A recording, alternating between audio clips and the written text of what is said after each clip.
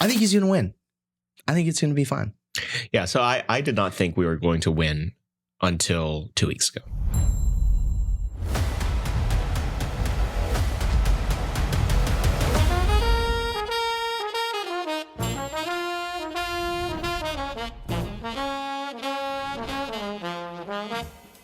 Howdy, everyone, and welcome back to Moment of Truth, the podcast of American Moment. My name is Saurabh Sharma, the president of American Moment, and I'm joined by... Nick Solheim, the COO of American Moment. You have your own camera. You don't have to look in that direction. Yeah, I was just goofing around. As you can tell this week, it's just us. We don't have a guest, and so if you decide you don't want to listen, I totally understand, but we're just going to shoot the breeze, say radical political opinions, joke about what's going to happen in the election, and really just waste time. Really, no one feels like coming on podcasts these days. Everyone's worried about getting in trouble ahead of the election. So this week, it's just us. We have a couple episodes left before the end of the season. We will have guests for those, but today we decided to put ourselves on the record for how we think the election is going to go. I have lots of very strange opinions about how the election is going to go, but I thought we'd start with Mr. Nick Solheim. Are we going to win? I feel like the momentum is with us. I don't know what that means. That sounds like a fake thing that pundits say. I trust the plan. That's what I'm saying. I really do think that everything is going to be fine. I have tried to not spend that much time thinking about it, both because it's depressing to think about what this country would be like under Kamala Harris, but also because we are extremely busy doing other stuff. Yeah. I think he's going to win. I think it's going to be fine. Yeah. So I did not think we were going to win until 2 weeks ago. Yeah. I think I agree. As in like probabilistically, like I thought we had a less than 50% chance of winning until very recently, but I've been like that the entire time. I didn't think we were going to win when we were against Biden. Like I think Biden is a lot more formidable than people give him credit for. And that I think the polling today, with the minor exception of maybe like North Carolina, would have looked identical to what it looks like today if Biden was still the nominee. I think it's much more. Oh, and I think we would have been further behind in Pennsylvania. Yeah. Yeah. So there's the whole like Scranton Joe phenomenon in Pennsylvania, but I think people underrate just how much minority men don't want to vote for a woman. Like I mean, this is not like a particularly a hot take because I mean, Barack Obama last night was like, "Men, you need to vote for Kamala Harris." Like, I know you don't like it, but like, you need to. Yeah, him going out and doing something like that. And just this morning, I saw that Waltz is going on like a tour to woo men. Either there's two reads on it.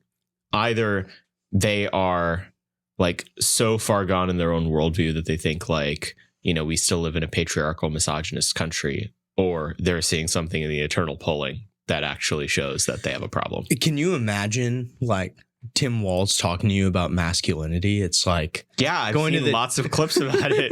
It's going to the Tim Walz school of flamboyant hand gestures. Yeah, yeah. It's like you can go, jazz hands. Dude, the contrast of how they speak at rallies versus how DJT and JD Vance speak at rallies is the most shocking thing in the world. For those of you who don't know, I actually have attended 2 Trump rallies recently, both in Butler, Pennsylvania, which was quite an interesting experience. But what you realize at those is that Trump is completely off the cuff. It's just like you can kind of see what's going on the teleprompter at some of these, and like there's like vague guidelines about like which things he should talk about, but by and large, it's completely stream of consciousness, which is why this idea that he's getting old is just utterly absurd. Like he is sharper than most 50-year-olds that I know. Yeah. Have you watched any of these? I forget. Hey, Matt, we were talking about it yesterday. What was the show he did with those 4 comedians? What was that show called? No. Are you talking about the guy Andrew Schultz's podcast? Yes. Okay. Yes. So it's like it's so funny watching those interviews, man, because he is like one of the guys, and when these guys hang out with him, they think he's hilarious. Yeah. He could have been a comedian. Yeah. Theo Von. Theo Von was hilarious. Yeah, Theo Von was great. It was funny because Bernie Sanders had just been on Theo Von at the same time, which is interesting for a whole variety of reasons. It's kind of that 2016 energy again. But at the same time, like Bernie was just like crotchety old man, like didn't actually want to talk about anything interesting. Like I think Theo Von asked him like what kind of music he likes, and like Bernie like very reluctantly was like, oh, like Woody Guthrie or whatever. Whereas like Trump's like will tell you a long list of show tunes that he loves and like his favorite music in the world. Yeah, I'm feeling good. I'm a big believer that the funniest possible thing that can happen will. And which is what? I think, once upon a time I would have said 269. 269 was the funniest thing that could happen. I'm now in the 270, 268 for us is what's going to happen. Yeah, I think it was I think it was Ryan Gordusky was posting about that this morning. Yeah, there's a shocking number of maps that are very plausible that get you, that have basically, what are the swing states in this election? It's Nevada, Arizona, Georgia, North Carolina, Michigan, Pennsylvania, Wisconsin. And there are all sorts of permutations that get you to 270 or 269 or 271. And I think that would be very funny as long as we win. What was the 272? It was like, it was winning Pennsylvania, losing Wisconsin and Michigan, and then winning the Sun Belt, I think. I think to do that, you'd have to lose one Sun Belt state, because I think Sun Belt plus Pennsylvania gets you a pretty thick margin. Okay. But yeah, it's going to be really funny. And I think that the most likely crazy thing that could happen is that he wins Pennsylvania and Michigan and loses North Carolina and Georgia, in which case I think the Democratic Party will rip itself into pieces over the Israel issue. Like they will not know how to deal with it. Because on one side, the reason he would have won Michigan is because there'd be depressed Arab turnout. And then the reason they didn't win Pennsylvania is because they didn't pick Josh Shapiro. And so it's like stuck between a rock and a hard place for them. It's like, well, if they were more pro-Israel, they would have picked Shapiro. And if they were more anti-Israel, then they wouldn't lose Michigan. And it's just going to be absolutely hilarious to watch. He's calling me now too. There's a friend of ours that just tried calling each of us, so he clearly needs something very badly. Yeah. So I think that if we lose, there would be nothing more depressing to me, like, in the whole scope of how things could go in individual states than Republicans losing North Carolina. Why? Like, I'm biased because it's where, my wife is from, but got married there. Yeah, we got married there. It's such an amazing state. Like it is truly, you talk to the people that have been there for generations, and it is like a red state. And the reason why they've started to trend blue, and honestly, we should have my father-in-law to talk about this because he is really pissed about it, is it's all these people from like New York, New Jersey, et cetera, that are moving into like tech jobs. So like Raleigh in particular has turned now into a huge like cybersecurity hub. And so it's all these people moving from there. It's similar to what's going on with like Californians moving to Idaho and so on, is that these people are moving into the state. They're really excited to live in this like nice, suburban paradise. But then they bring their like New York, New Jersey values. They're like, one of the most egregious of which is wearing a Yankees cap while mowing the lawn. But yeah, these transplants have basically ruined a good state. Yeah, it's the same story that's happening in so many places, right? So I've lived in those kind of places for most of my life. The longest I've lived in anywhere were Georgia and Texas. The place I lived in Georgia between 3rd and 7th grade, or maybe like 1st and 7th grade, was Fulton County, specifically the congressional district that John Ossoff beat Karen Handel in back in 2018, it would have been. Or I forget if he actually won or like got close or whatever, but it ended up being the most expensive congressional race in American history. And it's the same thing happening in all these places. I mean, and then after that, after I moved back from India, I lived in the suburb of Texas, Collin County, where when one of my former bosses ran for Congress, he won by his predecessor won by a good chunk. He won by a good chunk. And now it's just like slowly trending and getting more and more competitive. And it's these upper middle class suburban neighborhoods. And you see its effects in so many places. Like there's a cope that a lot of Never Trumpers have, which is, all it takes is having a reasonable Republican and we'll win in these neighborhoods. And it's not that the neighborhoods are changing. It's that the people don't like Donald Trump. It's just absolutely not true. And the reason why I know that is because the school that I went to in Allen High School, when I was there, still felt like a school where like Republican kids go. It felt like a conservative public high school. It's the biggest high school in the state, big football school. And by the time my sister, who's 4.5 years younger than me, was finishing up, the school had gotten woke. And it's like, you can't blame Trump for that, right? Like it's like the actual like political ideology of these cities is changing. They're becoming much more acclimatized into the kind of global angiocracy HR culture. And very specifically, I mean, just to bring up a small example, HR in that town is probably a lot bigger than it used to be because a bunch of Fortune 500 companies move into the area. They bring a 10,000 person workforce with them, at least 2,000 of which have fake jobs around HR that, don't have anything to do with actually providing value to the company or to customers or to shareholders. It's just to underwrite this worldview. And so North Carolina, a lot of that, right? Gets a lot of Fortune 500 companies moving there. It's got these huge college towns that exert such a disproportionate influence on the state with the Research Triangle. And, its political leadership wants to bring those kind of people in. And, I am worried about the fact that, the candidate at the top of the ticket might have some issues. The gubernatorial candidate in North Carolina, we hope our good friend Dan Bishop wins his AG race because maybe he can clean up the state a little bit. But yeah, I think of any swing state that I think we're most likely to lose at this point. I think it's North Carolina. Yeah, I think that's really depressing. I think a lot of the driver of this too is like the suburban women phenomena. Like, there was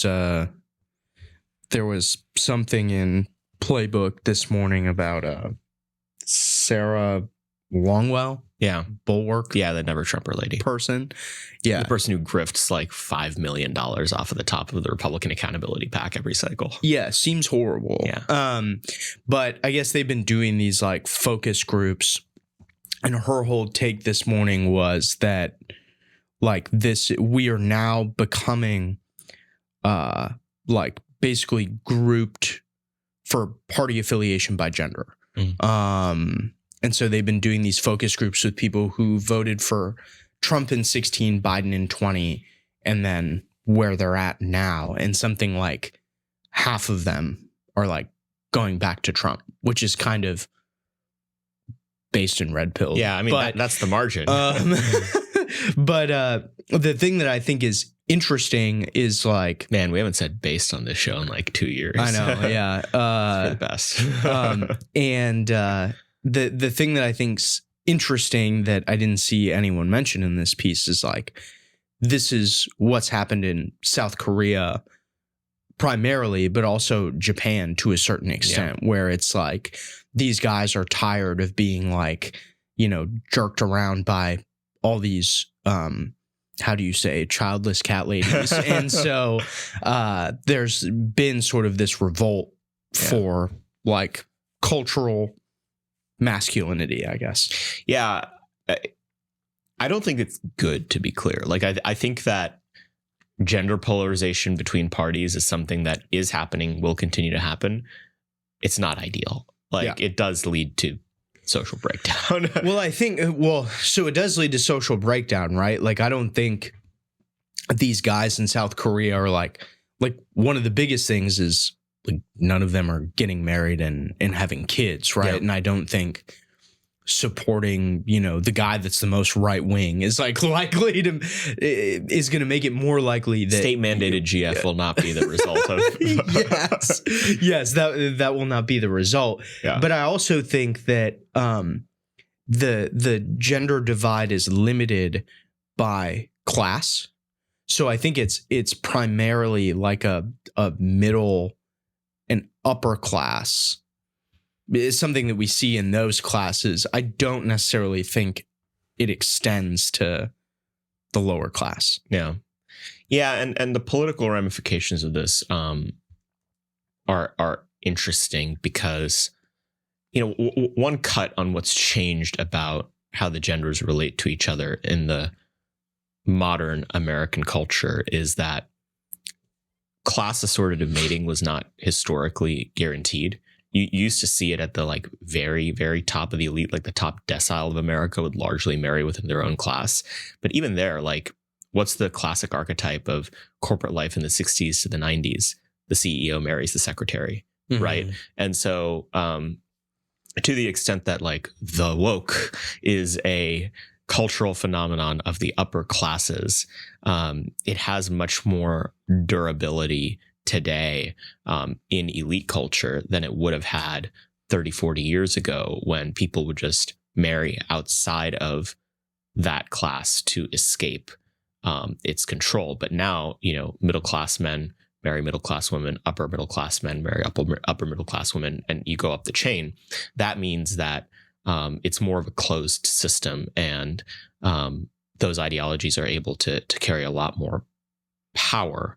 And again, like politics will get very, very nasty if this is the primary terrain where it's being negotiated. And it actually, there's a slight amendment to it, which is actually kind of the equilibrium point we're at now. At least it's what the 2020 data showed, which is like the Republican Party is the party of men and the women who love them, which is to say men plus married women. Yeah. And if that's the case, like that's a basically sustainable like path forward. The problem we'll run into is when that last bit no longer becomes the case, because that's a losing fight every time, especially in a world of rampant mail-in voting. Like we got at our apartment the absentee ballots a few days ago, and it's for like other people. No, for you, for us. It was like me and Sam's, and I was kind of looking at them. I was like, let's say I was like living there with my like lib wife instead. Imaginary government mandate. Yeah. It's like I think that like, all the different ways the quote unquote election was stolen has been done to death. But I think that might be one of the most extreme ways, which is that like the increasingly politically radical women in households like were looking over men's shoulders when they were filling out their ballot card in 2020. And that's what led to the voting results we got. Yeah, I'm curious to see if there's more or less ticket splitting in households than last time. Yeah. That's actually, that's interesting. We should talk about Sam to test and see if he listens to the podcast. We should just talk some like mad crap about it. I'll just throw this one fact out. Sam enjoys even more than I do prepackaged food, and he has this shepherd's pie that he enjoys freezers. Prepackaged. Well, food? It's like he's got this shepherd's pie that's in our freezer. Is this like a microwave shepherd's pie? Yes, That's it is. disgusting. Actually, no, I think it's an oven shepherd's pie, but like I will arrive at the apartment some nights and like there's like an oven tray sitting on the counter and like he's eating his shepherd's pie. So that's the one. Real Sam, TV dinner hours. Yeah. So it's funny you say that. So we got this giant TV recently. One of our friends Thomas was giving away an 85-inch TV. I haven't seen randomly. And so he posted about it on Twitter, and we were like, yeah, we'll go get the 85-inch TV. And I'm pretty sure we broke it on the way. So like 10% of the pixels on the left border and on the bottom border are just like dead. Did you pay for it, or did you get it for free?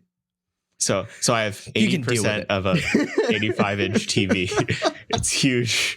It's great. It's fantastic. I mean, the most likely thing to happen from it is like the second I have the cash, I'm just going to buy a brand new 85-inch TV, which is not what I planned on doing. How did you guys break it? Did it like tip over in the car? Or? I just think we were like not as, cause it's like so big that it just has like a little bit of distortion if you like hold it. If you hold one corner a little bit more heavily than the other. And so I think it just like torque force on it just like caused some of the pixels to crack, or it was already broken. We didn't turn it on before we took it in. So alas, you have recently, because of one of our supporters, Alex, I won't say his last name, become a insane, like to the point of it being baffling to me, F1 fan. Why? Explain. It's very like elitist of you. You know, I thought you'd be a NASCAR guy, but no, like you're an F1 fan. Yeah. I've been a little distracted from Formula One because it is currently the MLB postseason. So I've been watching those games every night. Can you explain why you like baseball? Oh my gosh. Let's start there. Formula One for later. Yeah. Baseball was the first thing I ever loved in my life. Like, I'm actually not like over exaggerating. Like, it was like the first, like, not my parents' thing that I loved in my life. So when I was a kid, I had a bit of a unique situation that my dad does not care about sports at all. Like, he is very anti-sports ball. Like, he's just like, no, I'm not into it. My mom, on the other hand, gets the love for baseball from her dad, who's a big Texas Rangers fan. And he's also 4'8" and has been married 9 times. And we can have a separate conversation about that. He looked like a character from a spaghetti Western when we saw him at your wedding. Yeah. And that was the first time I had seen him. Like, he had this like long beard, but like only the mustache was like long. Yeah. And he wore a jean suit. And had a bolo tie and a hat. It was wild. It was like, I on a set of a movie? He was wearing his like platform cowboy boots that give him like 4 inches. Yeah. It didn't work. No.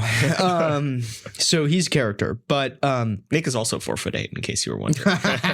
That's why I got my chair up so high. Yeah.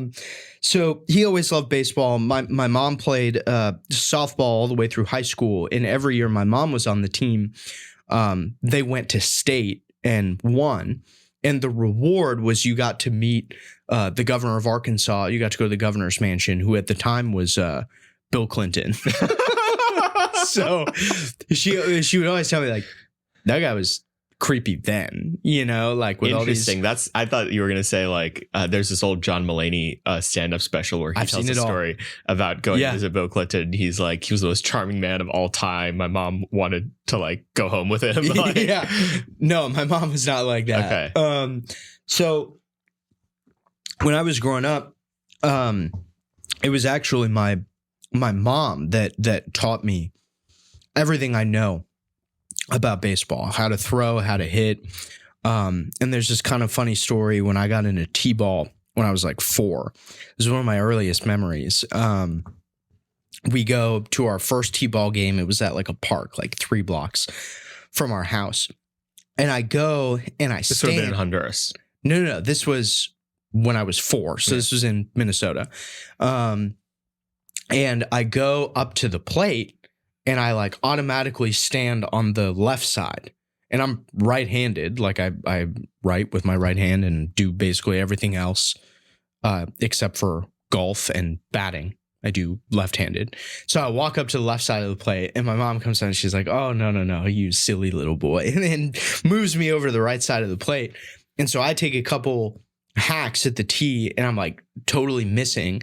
And I finally hit the ball, and I instantly run to third base because I thought if you were on the other side of the plate, you had to run the other way. But, we grew up like neither of my parents had college degrees. And so, and they worked really hard, worked their way up in their respective fields. But we didn't have a lot of money when I was growing up. And so like the one like really special thing that mom and I would do 2 to 3 times a year is she would buy tickets, and we would drive to a bus station and then take the bus downtown. It was like a whole day affair to go see the Minnesota Twins in the Hubert H. Humphrey Metrodome. And it was like always there were 3 decks. So it was always the third deck, like way up high. The tickets were like $8 or whatever. And I just fell in love with the game. And there were these guys. So then we like started watching them on TV almost every night. We had these. I can see your eyes glazing. No, over, they're not. But, this is interesting. It's because of the lights. but they we had these announcers. It was Dick Bremer and Bert Blyleven, the former Hall of Fame pitcher for the Minnesota Twins. They were our analysts growing up, and they it was the two of them for I think 25 years. I think Dick Bremer retired last year, and then Bert retired in, I think it was 2019 early after he accidentally said a gay slur on a hot mic. But they did this thing where when they first got the technology where they did it in football first, where you could like draw, I forget what it's called, but like where you could draw the arrows and all of this stuff. They tried it out for baseball. And so for one of the games, they were like, Bert, here's this thing, like try it out. And so the first time he did it, it was like on a member of the audience, and he just like circled them.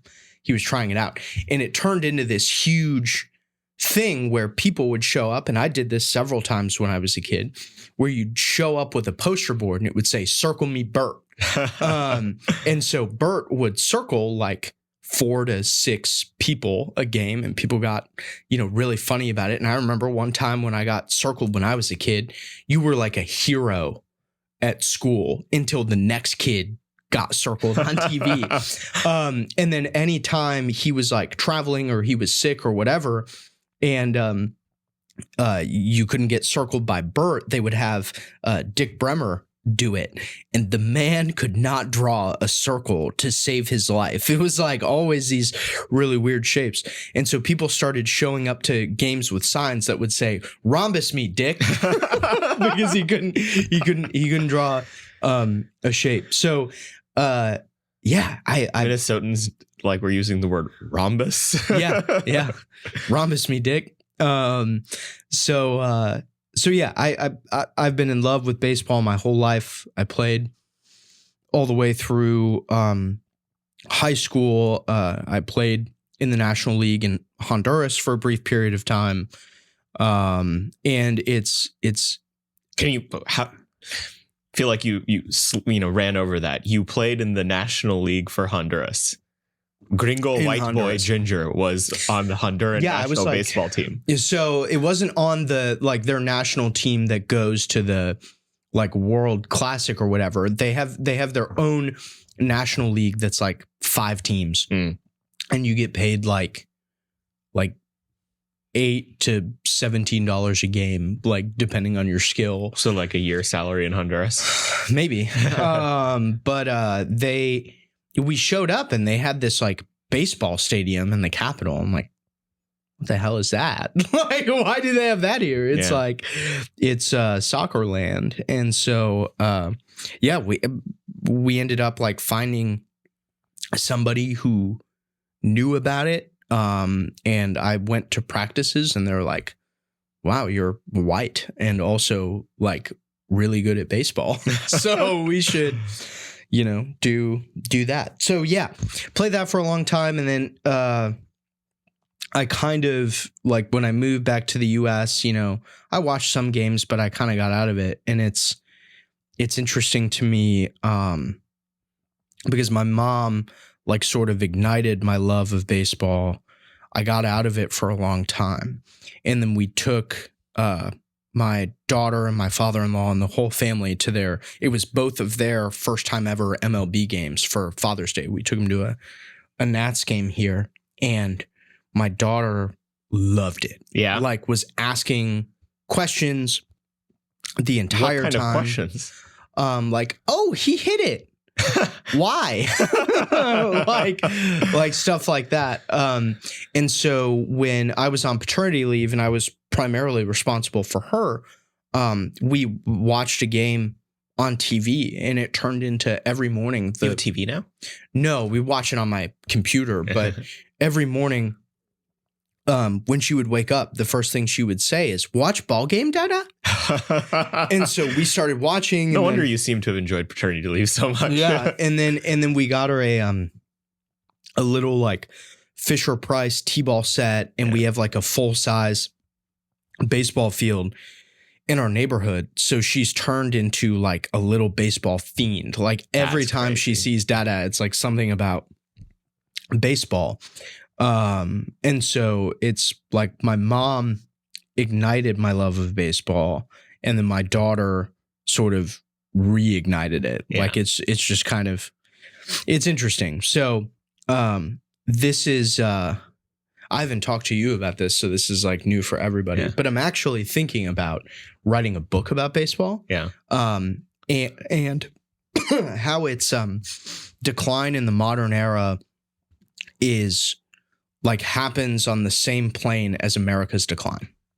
So basically that they sort of both reach their peak September 12th, 2001, when W throws out the first pitch at the New York Yankees game. And then it's like downhill from there. And that was scheduled, right? He was supposed to do that already. I don't think so. Oh, really? Okay. Yeah. I think it was specifically because of 9/11, and they had to. It's kind of crazy that the game happened that next day.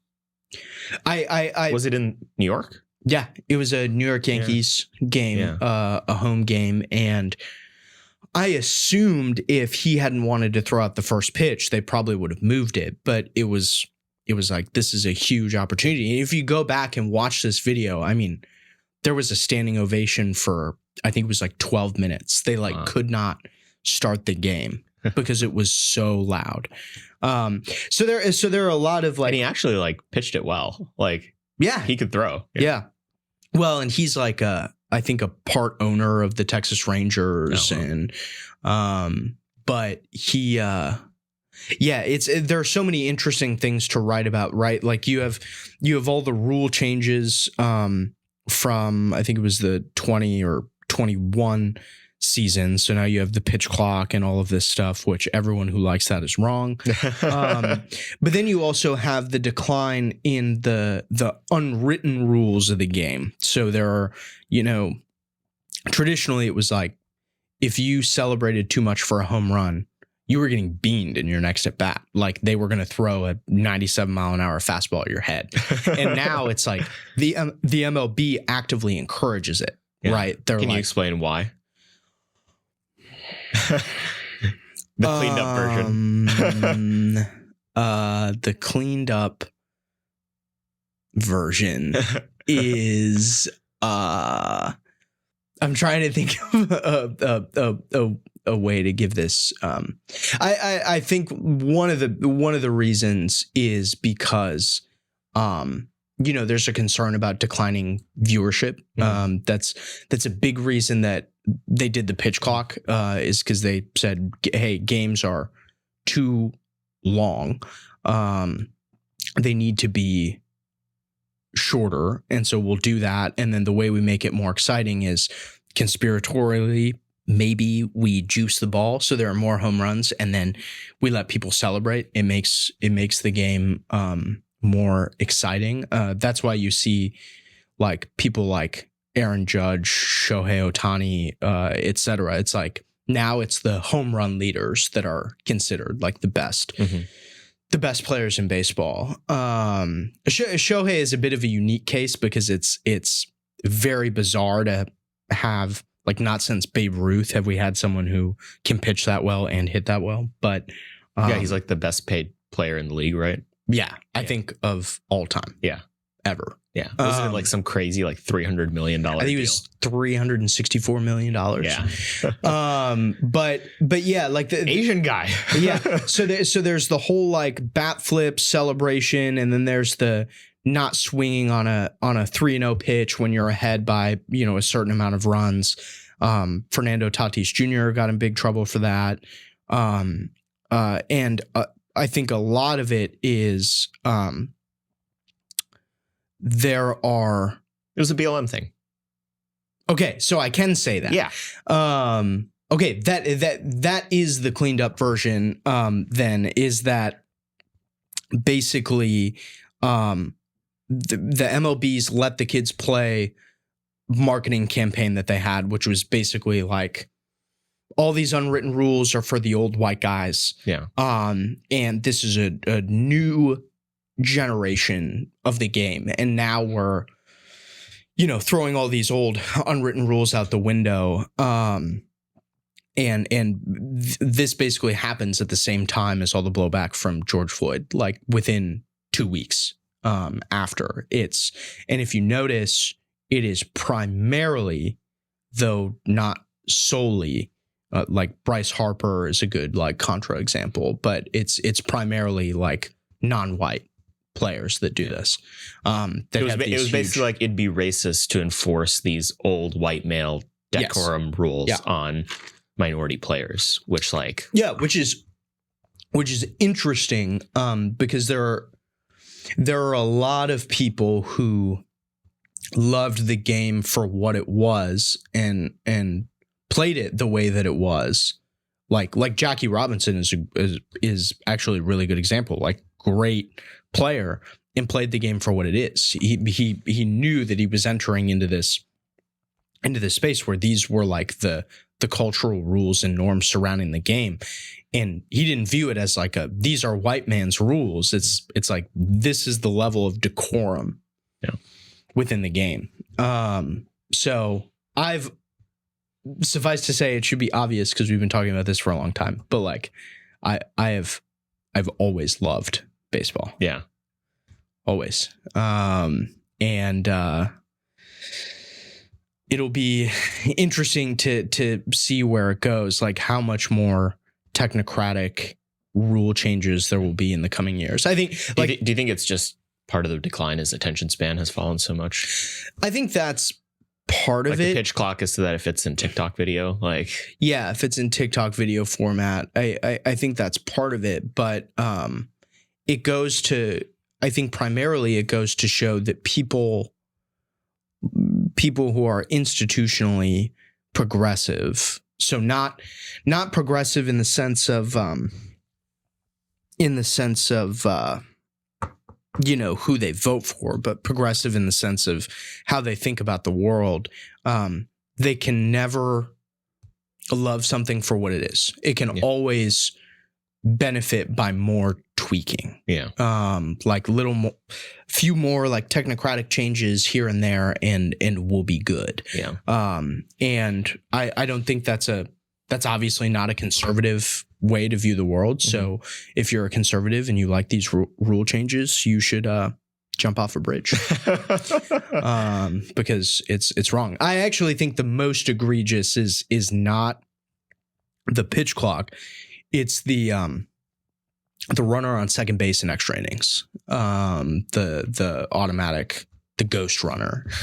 That sucks because some of the best nights of my life when I was a kid were like games that you went to that were like 12 or 13 innings. Mm-hmm. And now it's like you're lucky to get past 10. It like very rarely happens. Yeah. I think the only tweak that I do like, and it's because this is a tweak based on availability of technology as opposed to like a tweak to make the game shorter, is the replay review system. So now you can challenge a call. You get one challenge. If you get it right, you get to keep your challenge. If you get it wrong, you lose it. But all the other rules are bad. They're all bad. Actually, another interesting thing about this, one of the greatest movies of all time, Moneyball. Have you ever seen Moneyball? Okay, this is going to mean nothing to you. But the people that have, they'll get what I'm talking about. So basically, the theme of Moneyball, it's Billy Beane, the GM of the Oakland Athletics, rest in peace, because they're now moving to Las Vegas. They started looking at different metrics for how to win more ball games. So instead of looking at the guys that looked good or hit a lot of home runs or looking at batting average, it was basically how frequently does this guy get on base? It doesn't matter how. It doesn't matter if he hits a lot of home runs, if he has a high batting average. Even if he's an old guy that just draws a lot of walks because he has self-discipline to not swing at things outside of the zone, that's good. Because the more guys you end up with on base, the more likely you are to score runs, right? And so you watch this and the story is presented in an extremely moving way where you're like, wow, this new view of statistics, sabermetrics is what they call it, it's like very compelling. But what it's turned into now is bean counters. Yeah. So you have the old guard who was like, very focused on, does a guy look good? Do I like the cut of his jib? Yeah. Like, is this guy like a marketing star? Yeah. Is he a 5-tool player? Whatever. And then you have this new guard that's looking at all these statistics, but it's sort of gotten distorted in the modern era where they've created all these new statistics, but it's basically like just another way to go back and look at who hits the most home runs. So it's not like if you watch an MLB game today, they almost never show on base percentage. Like they've totally thrown that stuff out the window. It's now like, does this guy hit for power? Does he get a lot of home runs? And it's like, it's sort of gone back to a technocratic way of doing the old way of baseball. And I think it's just kind of lame. Yeah. So I could do this forever. We go another hour about it. I had no idea Margot had gotten into it. That's great. You had a son. What's that like?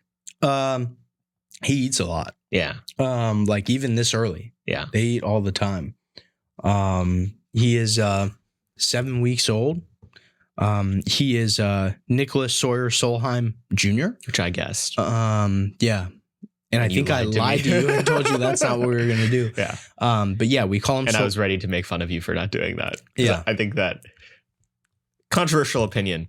I think that there is a weird reticence that modern men have to name their sons after them. And I could like extrapolate out like people are very uncomfortable with the idea of legacy, living up to it. Yeah. Like that there's this like faux modesty around the idea that, well, I would never name a descendant after it. It's all bad. It's all terrible.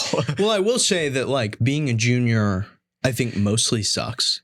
Because you're always being measured up to your dad, and I'm so cool that it's going to be really hard for him.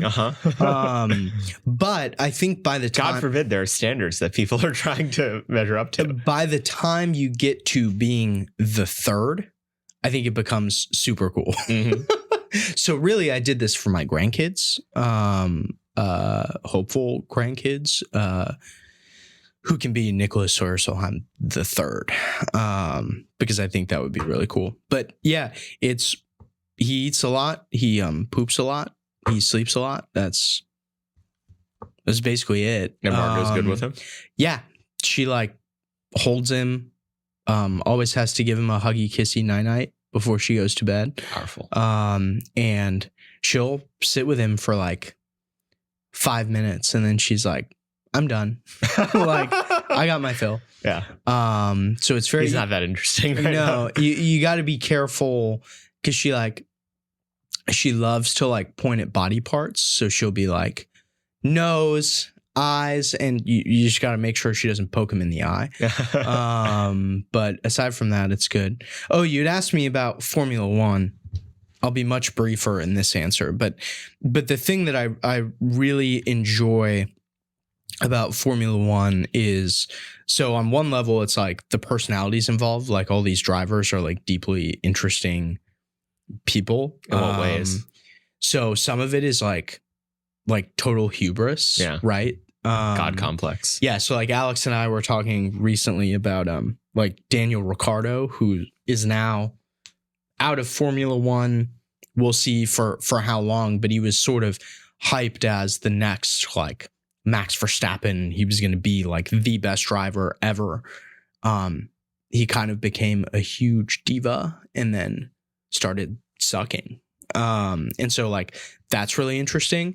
But then you have guys like older veterans like Fernando Alonso, who drives for Aston Martin, that are, I mean, this has been their whole life. Like this guy's like, I don't know exactly how old he is, but he's when in do his people 40s. Typically retire?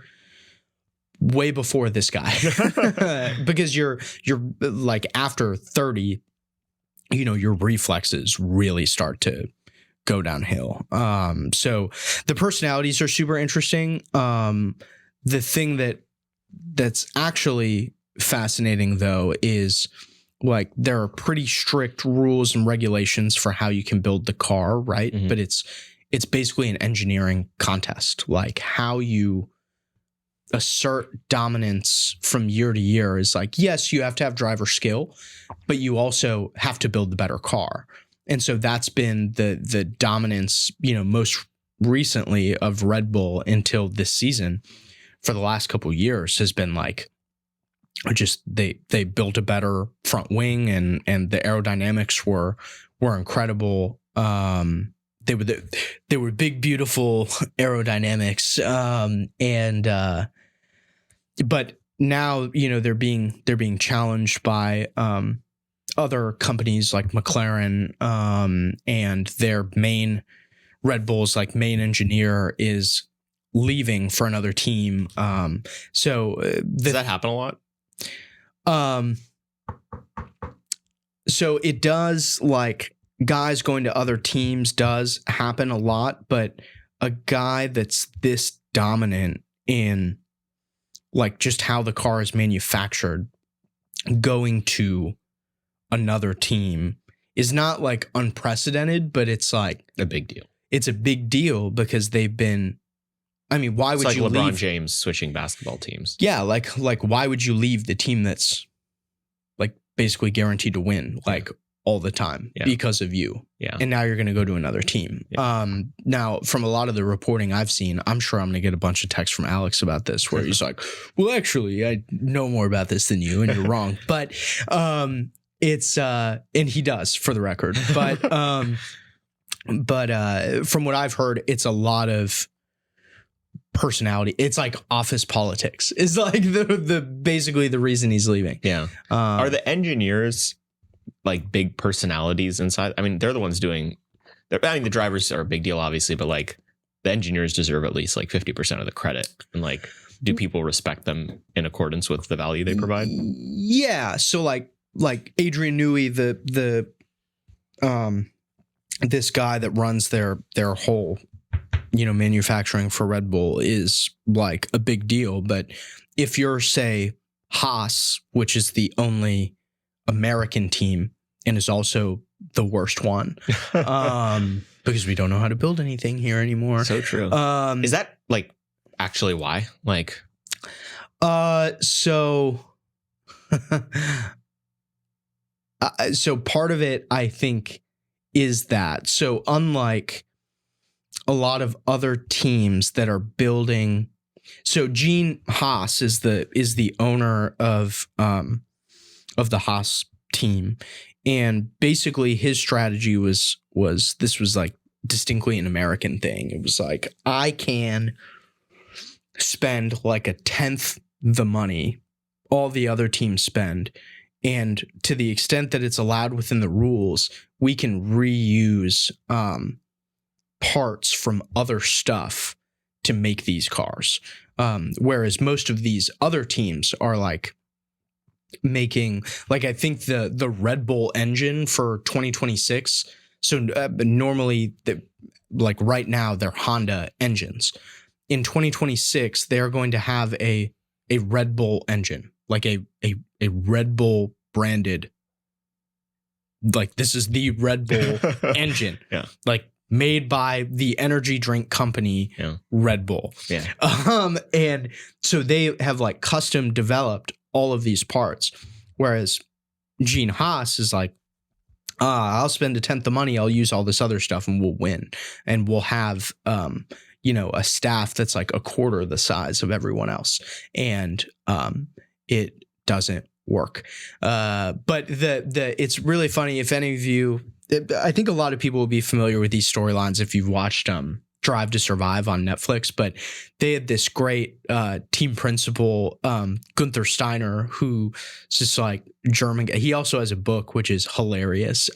He's this very abrupt German guy and who lives in North Carolina. And while hilarious, he was a pretty bad manager of like how the car was built, of his drivers. It's that certainly contributed. But yeah, the one American team like sucks. And Red Bull's an American company, right?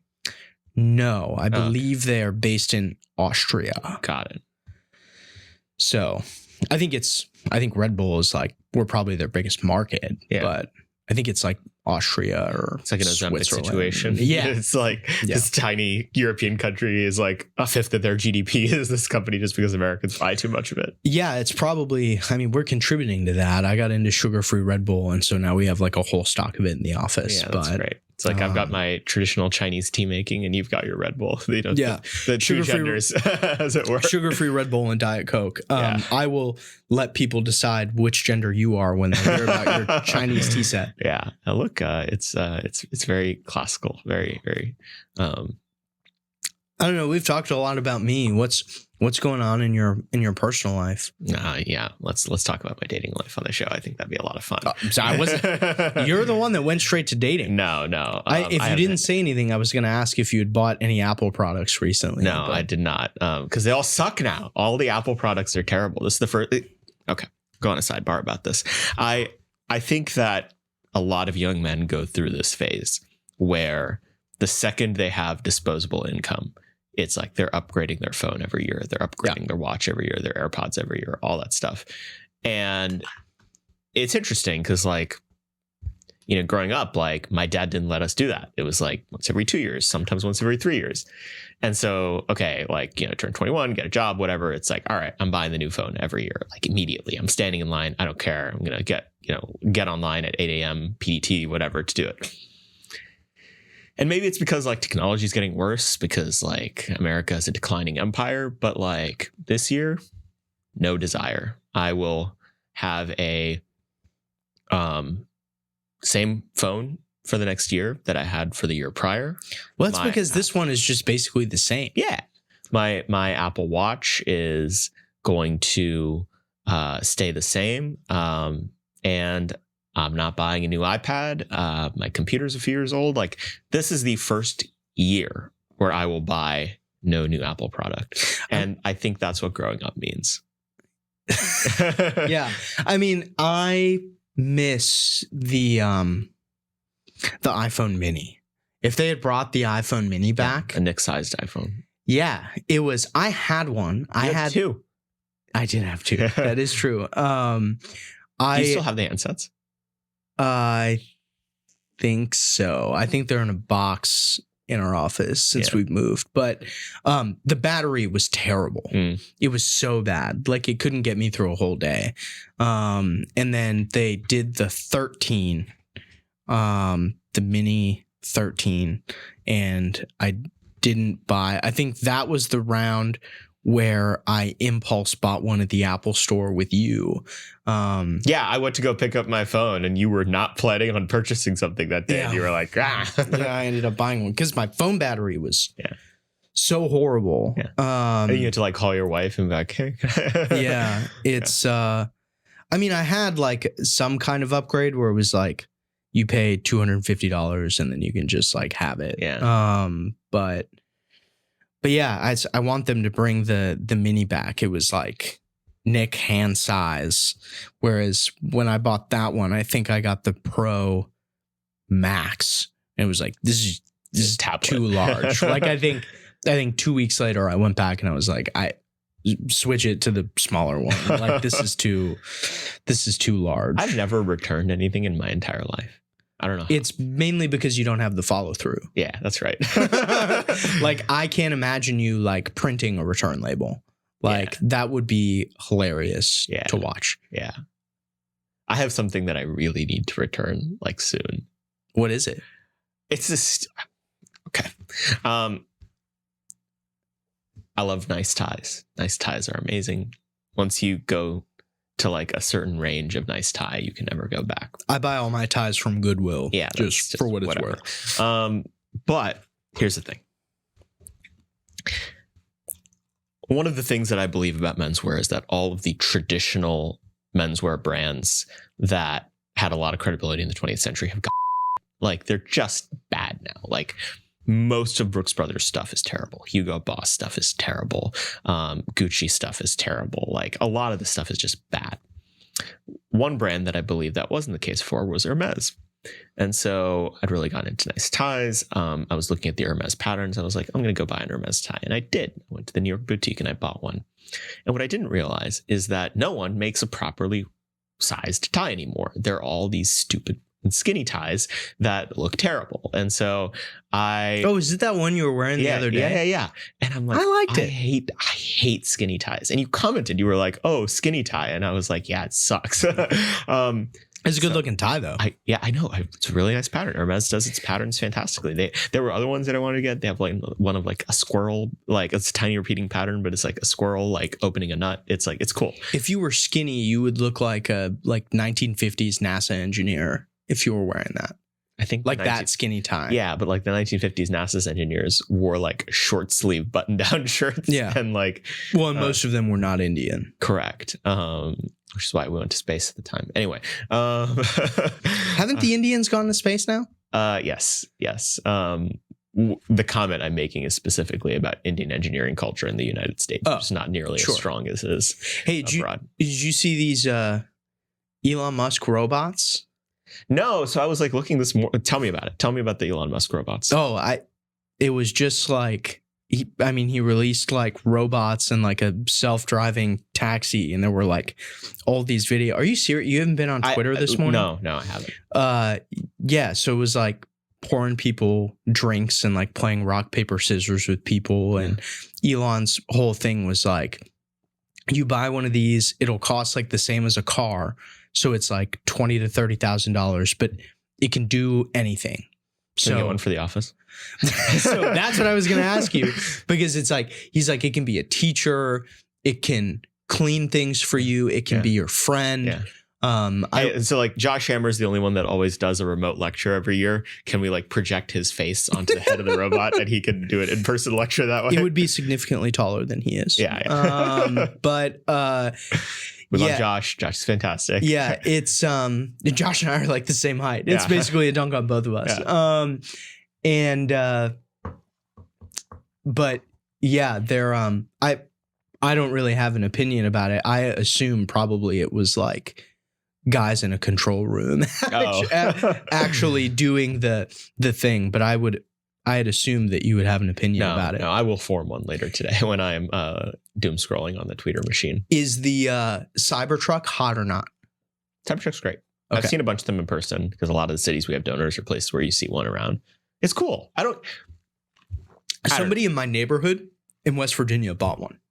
There's only like 3,000 in the country. What's one doing over there? I have no idea.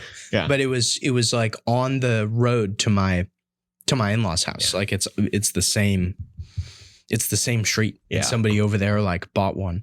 I think the most interesting thing that I've seen about it is I don't know if you watched this, but the Tucker episode he did where he had his like logger neighbor use it for like a week, and he was hauling like 11,000 pounds of lumber, and he got it up to like 120 miles an hour, and it felt like you were going like 50. You know, the trailer wasn't like swaying or anything like that. It was kind of insane. Yeah.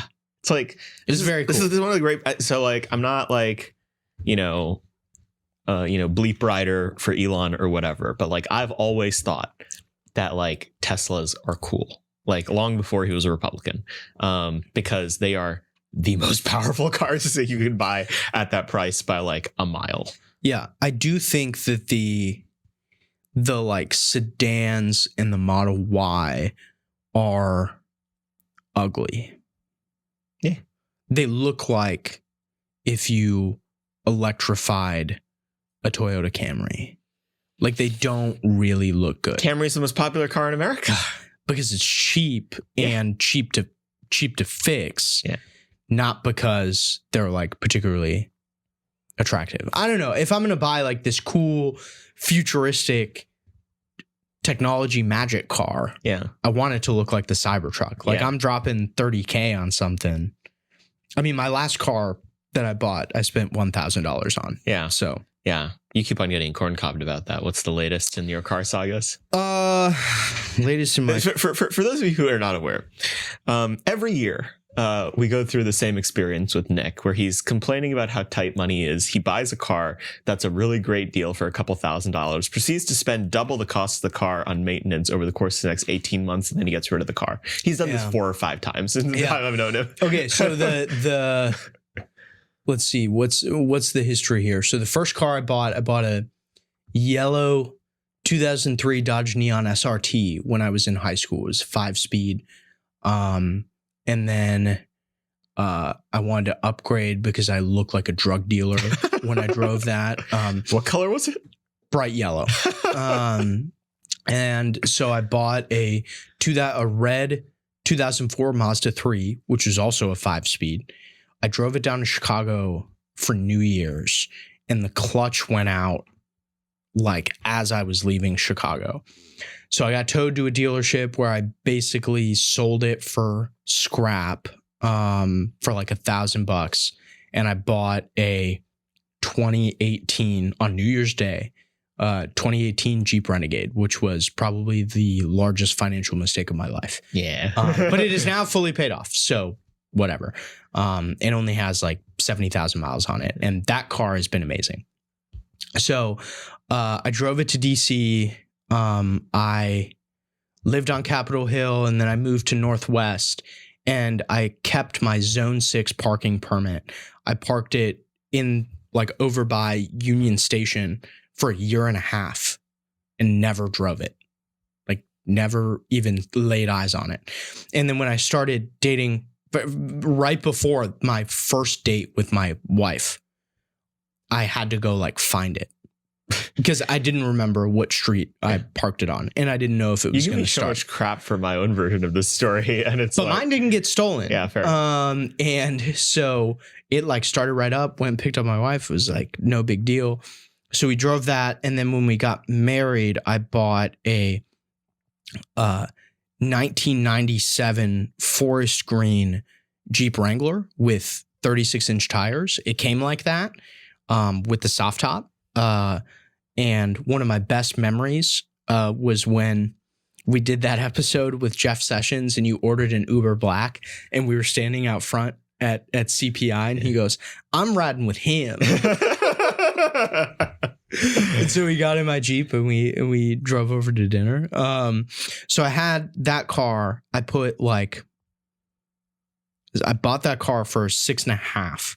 I put like, it was pretty rusted frame. So I put like $3,500 worth of labor into it. And then when we were talking about buying a house, it was like, all right, we need something that we don't have to spend a lot of money on. So I bought a 2018 Jeep Compass off of Vroom, which is now defunct. And I drove it for, I think, 5 months, had no issues with it. And then we bought our house, and it was like, ooh, we should go down to one car. So I sold that to Carvana, and I actually made money on it. They paid me more. I think it was $1,500 more than I paid for to buy it, which was great. And then we had one car for a while, and then we had our kid. And so it was like, my wife does not want to wake up at 4:30 with our child to drive me to the train station. So I bought a 1990 Volvo 240 off a neighbor for $1,000. It hadn't been driven in 5 years.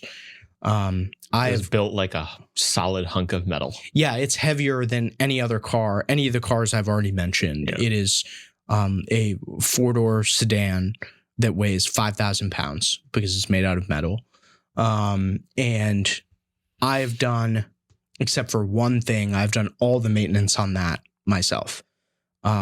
So basically I'm in for like $600 or $700 worth of parts.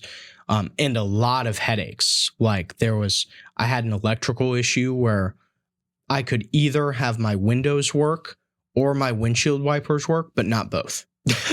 And it doesn't have air conditioning. So if I have to drive to and from DC, I'm like in a suit, it's 100 degrees and it's raining. It's like hot as balls. So got that. And then when my Nana passed away, I got her 2014 Chevy Impala. That was this year. I flew to Arkansas to get that. I put $2,500 worth of work into it. I drove it back from Arkansas, and then we ended up in a dispute with probate court where I couldn't drive it for 6 months.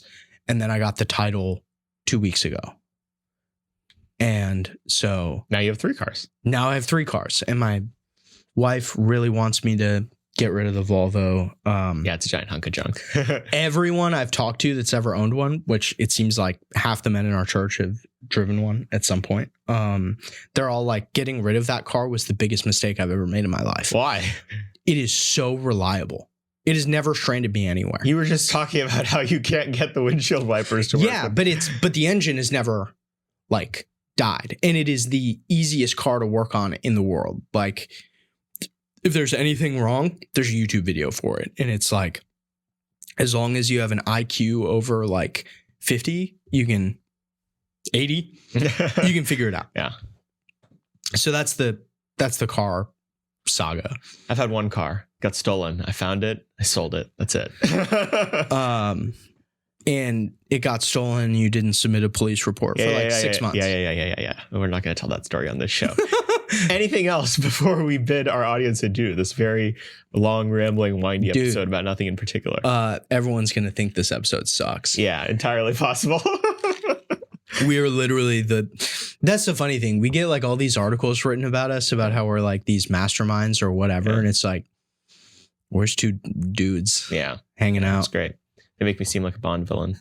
What's not to like? Yeah. All right. Well, hopefully you guys enjoyed that. We certainly enjoyed taping it. Be sure, as always, to go to AmericanMoment.org. There you can find the backlog of this show and everything we have cooking as an organization. If you are interested in the manifold opportunities that are likely to present themselves in DC next year, please reach out to us at AmericanMoment.org/join. Kick us some coins so that we can put out more reliable, high quality content like this. Donate lots of crypto or dollar bills or what have you to AmericanMoment.org/donate. And be sure, as always, to follow us on social media. We are at AMMoment.org on Twitter X, on Facebook, on Rumble, and all these other platforms. It's an exciting season, inshallah. Great Patriots will run this city in the coming months, and it's going to be quite a bit of fun one way or the other. Thank you guys, as always, for listening. We'll see you next week. Moment of Truth is an American Moment podcast taped at the Conservative Partnership Campus Studios and is produced by Jake Mercier, Jared Cummings, Tiffany Kutris, and Matthew Pearson. Our intro song is A Minor Struggle by Ryan Serenich, and our website is AmericanMoment.org.